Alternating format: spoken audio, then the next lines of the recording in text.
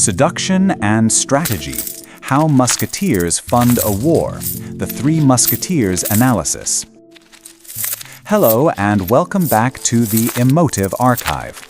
We have journeyed with D'Artagnan through his perilous mission to England and witnessed the successful recovery of the Queen's diamonds. The first great battle in the Shadow War has been won. But wars, whether secret or open, require more than just courage. They require resources. The looming siege of La Rochelle, a major historical military campaign, provides the backdrop for our next analysis. Every musketeer is expected to provide their own equipment: a horse, armor, and a servant's kit, a significant financial undertaking for men who live largely on credit and charm. In the chapters we will declassify today, 25 and 26, Dumas gives us a brilliant and often hilarious look into the operational methods of two of our heroes, Porthos and Aramis. We will analyze these chapters not as simple interludes, but as detailed case studies in espionage tradecraft, specifically the art of fundraising and resource acquisition in the world of 17th century covert operations. Our first case study is Porthos. We have previously identified him as the social engineer of the group, an agent who uses his magnificent appearance and boisterous charm as his primary tools. Chapter 25 is a masterclass in this very technique, a textbook example of what modern intelligence agencies would call a honeypot operation, albeit a financial one. Porthos's target is his aging, wealthy mistress, the procurator's wife, Madame Coquenard. His objective is clear: to extract from her the funds necessary to purchase his equipment. His method is a performance of calculated vulnerability and inflated ego. He arrives at her home not as a confident lover, but as a troubled hero. He skillfully plays the part of a man deeply wounded by a perceived slight from a duchess, inventing a story about a magnificent horse he supposedly lost due to a misunderstanding. This story is a piece of masterful disinformation, designed to play on Madame Coquenard's social aspirations and her adoration for him. He creates a narrative where he is a victim of high society's whims, making her feel both sympathy for him and a sense of shared indignation. The dinner scene is a comedic masterpiece of manipulation. The procurator, Monsieur Coquenard, is a miser, serving a meager and unsatisfying meal. Porthos uses this to his advantage, his visible disappointment and grand complaints about the food further endearing him to his mistress, who is embarrassed by her husband's stinginess. He is creating a classic good cop, bad cop dynamic, positioning himself and Madame Coquenard as sophisticated souls suffering under the thumb of a cheap common man. By the end of the evening, through a combination of flattery, feigned distress, and the sheer force of his charismatic personality, he has completely won her over. She agrees to provide the funds. Porthos's mission is a success. He has demonstrated that in the world of espionage, seduction and social manipulation are powerful tools for resource acquisition. He has funded his part in the war not with a sword, but with a well-told lie and a charming smile. Our second case study, Aramis, operates in a completely different theater, using entirely different methods. If Porthos is the master of the external, the grand performance, Aramis is the master of the internal, the secret correspondence. Chapter 26 begins with D'Artagnan finding Aramis in his elegant study, surrounded not by lovers, but with two theologians. He is deeply engaged in a complex debate about his religious thesis, a performance of piety and scholarship. This is the core of Aramis's cover.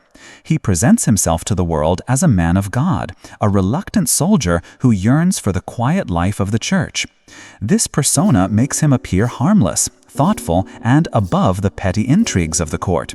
It is the perfect camouflage for a deep cover agent. The theological debate itself is a form of misdirection. While he discusses the nature of the Holy Spirit, his true operation is happening in the background. The arrival of a secret, perfumed letter is the key moment. He reads it discreetly, his expression unreadable. Shortly after, he announces to his friends that a publisher has, by a stroke of luck, offered him a significant sum for a poem, providing him with the exact amount needed for his equipment. This story is, of course, a complete fabrication, a cover story to explain the sudden arrival of funds. The truth, as D'Artagnan and the reader can guess, is that the money has come from one of his powerful secret female contacts, likely the Duchess de Chevreuse, a key figure in the Queen's faction. Let us analyze Aramis's tradecraft. His method of funding is based on secrecy, influence, and the manipulation of information. He does not need to perform or seduce in public. His power comes from the hidden networks he has cultivated. His piety gives him access to circles that a boisterous soldier like Porthos could never enter. His romantic liaisons are not just for pleasure, they are intelligence and operational assets. He is an agent who understands that the most powerful moves are made in secret, through coded messages and clandestine support from powerful allies. He has funded his part in the war not with a performance, but with a secret, a testament to his skill as a true spy master in training. These two chapters, placed side by side, provide a brilliant comparative study. Dumas shows us that there is more than one way for an agent to operate and succeed. Porthos is the extrovert, using his physical presence and social charm to achieve his goals. Aramis is the introvert, using his intellect and his network of secrets. Both are equally effective. Together with Athos's strategic mind and D'Artagnan's raw courage, they form a perfectly balanced and formidable intelligence unit, each member bringing a unique and essential skill set. They are now, finally, all equipped and ready for the campaign ahead. Now that we have anatomized the events within these chapters, let us elevate our analysis and view these fundraising missions through the broader context of espionage history and character archetypes.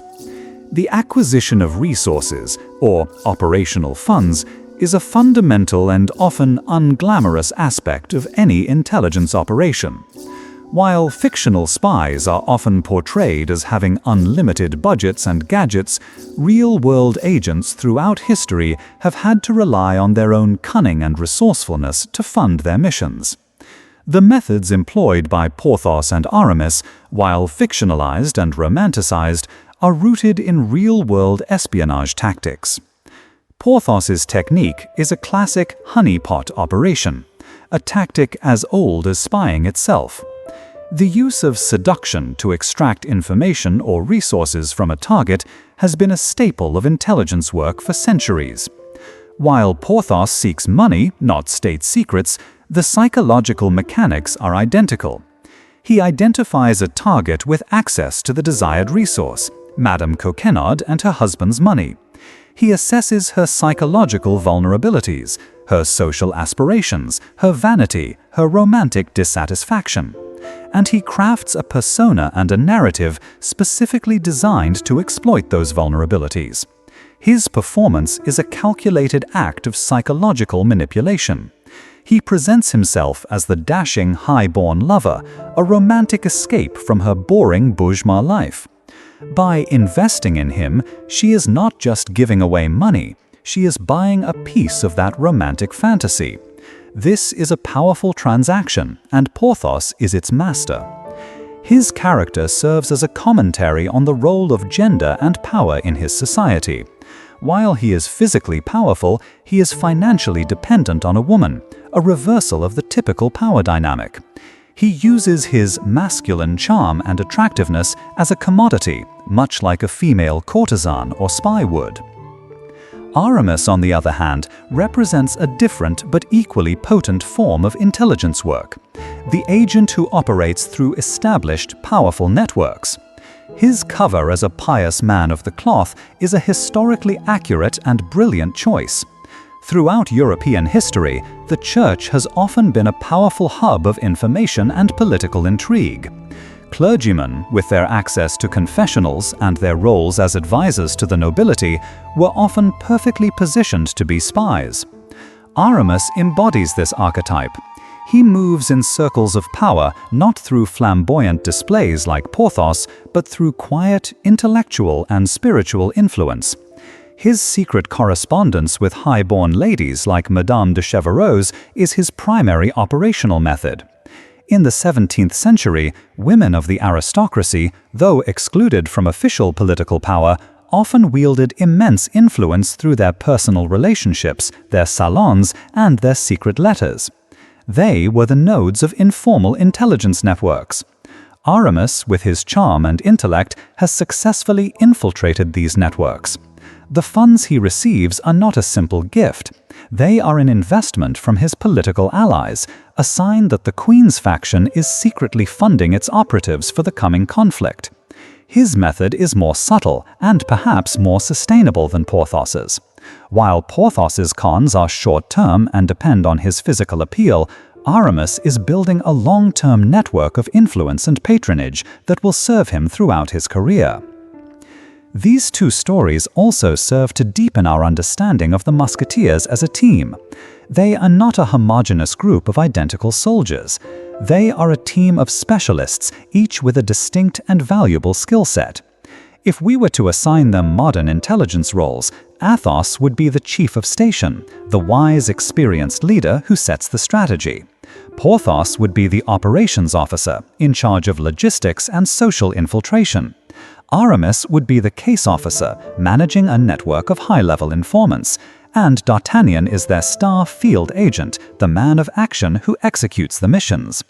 This diversity is their greatest strength.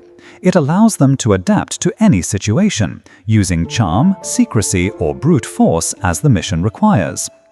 Finally, these chapters serve as a crucial narrative bridge. They provide a moment of relative calm after the high-stakes drama of the Diamond mission, allowing for deeper character development before plunging the reader into the chaos of the Siege of La Rochelle. They answer the practical, real-world question of how do these men afford their heroic lifestyle, grounding the romantic adventure in a believable economic reality. But most importantly, they set the stage for the final member of their quartet. We have now seen how Porthos and Aramis acquire their equipment. The question that hangs in the air at the end of this section is a powerful one. How will Athos, the noblest and poorest of them all, a man too honorable to scheme and too proud to accept charity, fund his part in the war? The answer to that question will lead us into the darkest and most tragic secret of the entire novel, a secret that connects him, in a horrifying way, to their greatest enemy. Thank you for joining me in the Emotive Archive.